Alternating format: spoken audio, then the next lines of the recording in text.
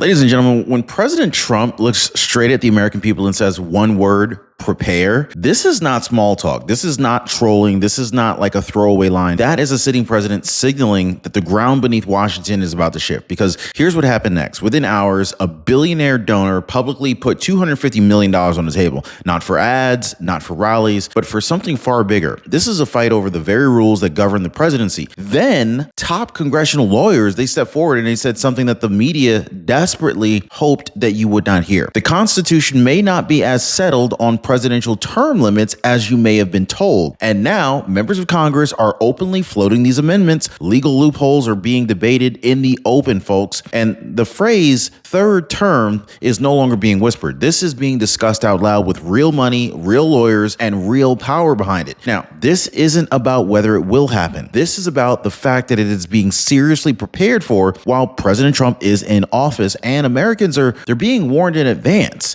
So what does this look like to you? What does it sound like to you? Now, you've never seen a moment like this, folks. You've never seen money, law, and political power collide like this. You have never seen a president tell you to get ready before the fight begins. So here's the real question that I want you to answer right now, and be honest about this, okay? I want you to type 1 if you think that this is all political theater. Type 2 if you think that a third term fight is real but won't succeed. Or type 3 if you believe America is heading into something truly unprecedented. Oh, and of course, don't forget to hit the like button and subscribe. Now, when President Trump told Americans to prepare, that word mattered because Trump doesn't use language randomly. That's not the kind of guy that he is. He spent decades understanding how every word lands politically, culturally, psychologically, and this wasn't a rally chant. This wasn't a joke. This was a warning that was delivered while he's sitting in the Oval Office. Preparation implies foreknowledge. It implies that something is already moving behind the scenes. I mean, you don't tell people to prepare for something familiar. You tell them to prepare when the rules that they've relied on are no longer applying. And notice what Trump didn't say. He didn't say panic. He didn't say chaos. He just said prepare. Now, that was pretty calm. That was very deliberate. That's what leaders say before structural change, not emotional outbursts. Now, historically, when leaders use preparation language like that, it's because institutions, they're about to be tested. Courts, laws, norms, assumptions. Trump was signaling that Americans are about to witness something that they've never experienced before. Not because it's guaranteed to succeed, but because the fight itself will be unprecedented. And this is where the story actually begins. And so now people immediately brush this off and they pretty much just said, oh, well, Trump's joking again, right? But here's the problem with that explanation. The context has changed completely. So in the past, Trump teased from the outside, from the rallies, from interviews, from a position where he didn't hold power. But this time, he is the sitting president of the United States. And that changes the game. That changes everything. Words spoken from the Oval Office, they carry institutional weight, whether the media likes it or not. And look at what followed, okay? Not memes, not merch,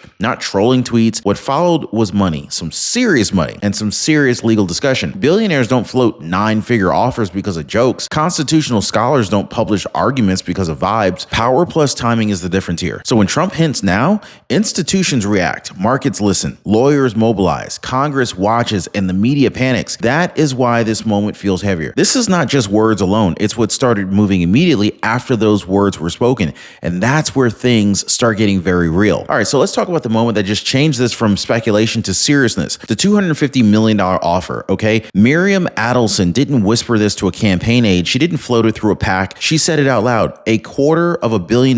Not to run ads, not to fund rallies, but to support what would clearly become a constitutional and legal fight. Now, that distinction matters. Campaigns don't need that kind of money for messaging. They need it for lawyers, court battles, ballot changes, constitutional arguments, and sustained pressure. That kind of money only moves when insiders believe that something is plausible. Not guaranteed, but definitely possible enough to justify the risk. And remember who Miriam Adelson is, okay? She's not an outsider. She is one of the most influential Republican donors in America, deeply connected to party leadership, policy circles, and global politics. Now, people like that, they don't make public offers without having done homework first, okay? The money wasn't a joke. This was a signal, and Washington received it loud and clear. And I got to tell you guys, moments like this really remind me of something important. One woman told us that she skipped her grandson's baseball game. And I know that sounds sad for a grandmother to have to miss a grandson's baseball game, but not because she wanted to, not because she didn't care, but because she was stuck at home for hours trying to fix a billing mistake. Her Medicare plan had listed the wrong provider, believe it or not. She said, I missed a moment I'll never get back. Now, that's the part that people don't talk about. It's not just the money, it's the time, it's the memories, surgeries. It's life happening while you're stuck on hold. This is why I partner with Chapter. They make sure that your Medicare coverage doesn't steal moments from your life by helping you to understand what's covered, what's not, and catching problems before they cost you time, stress, or missed memories. Now, most people are already calling the phone number at the bottom of your screen there, 909-563-8279, or by visiting the link down below, askchapter.org/Ron to get clarity. And of course, it's totally free for the Ron Yates community. Now, here's the part that most people missed. Why say it publicly at all, right? I mean, if this was just about Trump personally, that conversation would have happened behind closed doors, quiet, controlled, off the record, but that's not what happened. This was said in the open at the White House during a national event. That's not fundraising, that is pressure signaling. Public offers force reactions. They put institutions on notice. They tell the media, the courts, Congress, and donors, this idea is no longer hypothetical. It dares opponents to respond, and when they do, they legitimize the conversation. This is how power operates in real time. You float something big enough that it can't be ignored, then you watch who panics, who resists, and who quietly starts preparing. That right there, that's exactly what happened next. So the media outrage exploded. Legal analysts rushed in, politicians scrambled to distance themselves or align with Trump. The offer wasn't the end of the story. In fact, it was the opening move. So this is where the conversation really makes people uncomfortable because it moves from money into law. Now, Alan Dershowitz isn't a YouTube pundit. No, Alan Dershowitz is one of the most well-known constitutional lawyers in the country. And what he said shook the assumption that this question was already settled. His argument is not that Trump can serve a third term. It's that the Constitution may not be as airtight as people believe. Now, the 22nd Amendment clearly says no one can be elected president more than twice. But Dershowitz points out something critical. It does not explicitly say someone cannot serve more than twice through succession. Now, that distinction matters in constitutional law. This isn't certainty, this is ambiguity. And ambiguity is where legal battles live. Now, Dershowitz himself has been careful. He's not predicting outcomes. He's raising questions serious enough to warrant debate, books, and legal preparation. And once the credible legal mind starts saying, hey, this isn't as clear as you think, institutions start bracing, because history isn't made when laws are clear. It's made when they're contested. Now, let's go ahead and explain the scenario that everyone keeps dancing around clearly, calmly, without the hype, okay? So this theory goes like this. The 22nd Amendment, it limits elections, not successions. Now, under that interpretation, President Trump could theoretically run as a vice president in a future election. If the ticket wins and the president resigns after inauguration, well, Trump could technically assume the presidency through constitutional succession, not election. That's it. No tricks, no fancy mechanisms, no fancy mechanics, just a reading of how succession works. Now, I wonder how many people who are watching the show are aware of that tactic. Now, to be very clear, this is untested. Courts have never ruled on it. Legal scholars are divided, and it would almost certainly trigger immediate lawsuits, injunctions, and Supreme Court review. But here's the point that I'm trying to make here. Serious people are discussing this seriously. This isn't internet speculation. This isn't Reddit lawyering. This is the kind of argument that only exists when people believe that the stakes are real enough to justify the fight. And Americans have never seen anything like that before. Maybe that's why Trump told us to prepare. Now, here's where this turns into a true constitutional collision. The 12th Amendment says that no person who is constitutionally ineligible to be president can serve as a vice president. So the entire fight hinges on one word, ineligible. So does the 22nd Amendment make Trump ineligible to hold the office, or merely ineligible to be elected to it? Those are not the same thing legally, okay? So if the courts decide that the 22nd Amendment only restricts elections, not service through succession,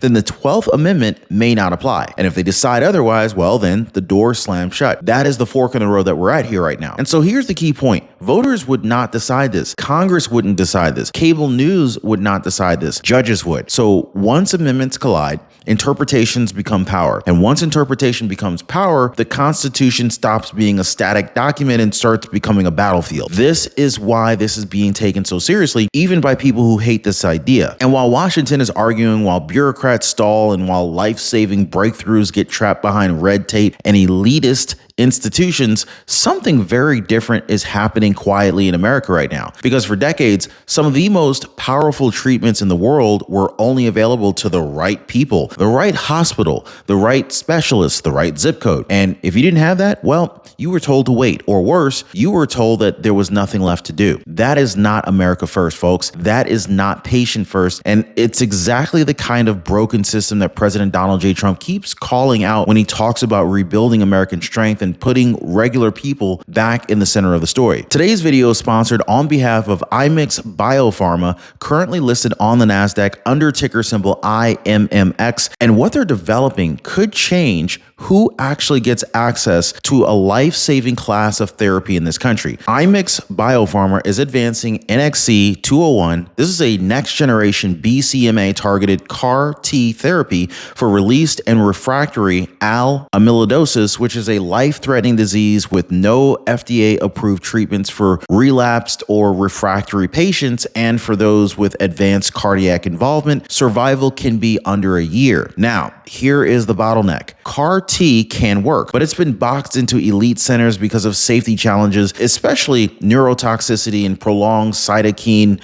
release syndrome.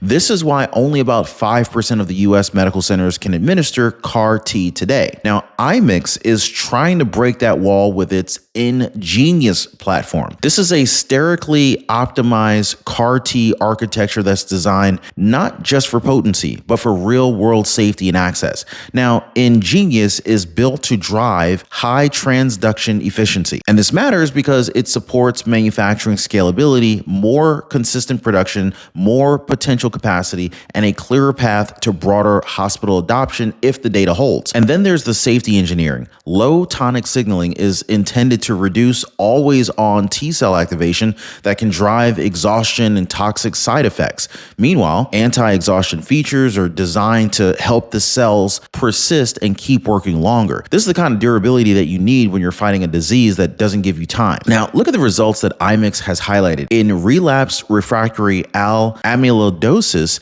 92% overall response rate, 69% complete response rate, and with 0% neurotoxicity reported in amyloidosis so far, 0 out of 13 patients, and 3% neurotoxicity in multiple myeloma, 2 of 63. Now, they have treated over 100 patients across their program and have received orphan drug designation from both the FDA and the EU. Now, the market context matters too. Amyloidosis, its prevalence in the United States was estimated at 33,277 patients in 2024, and most are diagnosed late when the disease is moving fast. This is why the access angle is so explosive. If NXC-201 continues to show near zero neurotoxicity and shorter CRS, it could help move CAR T beyond the handful of elite centers and toward the broader healthcare system, the kind of make it work for everyone outcome that President Donald J. Trump talks about when he says that the system should serve people, not the gatekeepers. Now, quick disclaimer, I am not an investment advisor and nothing in this video is investment advice. Always do your own due diligence and consult with qualified professionals before making any investment decisions. And now enters Congress, because once lawmakers start drafting language, speculation becomes action. Representative Andy Ogles introduced a proposal to amend the Constitution to allow presidents to serve 3 non-consecutive terms. That detail is crucial. Non-consecutive language would apply to almost no one in modern history except for Trump. Now, this isn't about immediate passage. Everyone knows constitutional amendments are brutally difficult. Now, this is about normalizing the conversation. Once it's written down, debated, and defended, it stops being taboo. Congress doesn't float amendments just for fun. They do it to stake territory,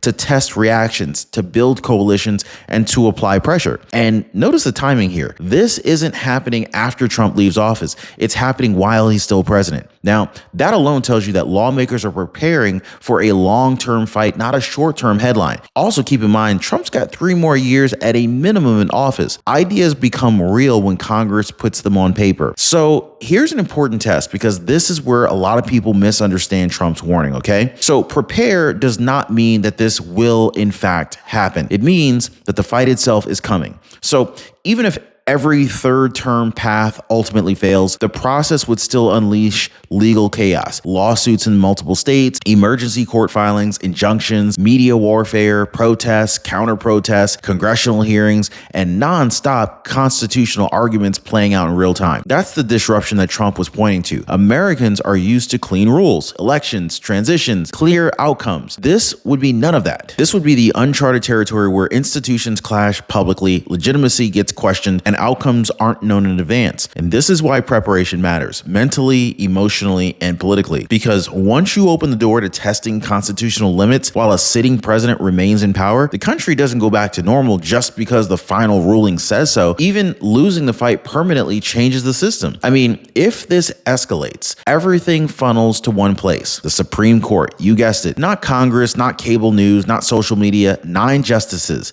Now, here's what makes this reality so heavy. The court has never ruled on a scenario like this. There is no modern precedent. There's no safe historical template to refer to. This wouldn't be about partisan politics. It would be about defining the outer limits of presidential eligibility for generations, though. So whatever the court decides wouldn't just apply to Trump. It would reshape how term limits, succession, and even eligibility are understood going forward. This is why both sides are nervous, because once the court weighs in, the interpretation becomes law, not just for this moment, but permanently. And once the doors opened, even slightly, future presidents will study it, test it, and push against it. This wouldn't be a ruling. This would be a constitutional reset point. Now, let's talk about the reaction here, okay? Because reactions tell you way more than statements ever will. Now, the media didn't respond calmly to this one at all. They didn't laugh it off. They didn't ignore it. They panicked. Wall-to-wall coverage, alarmist headlines, emergency legal explainers. Why? Not because a third term is guaranteed, but because it is plausible enough to threaten long-standing assumptions.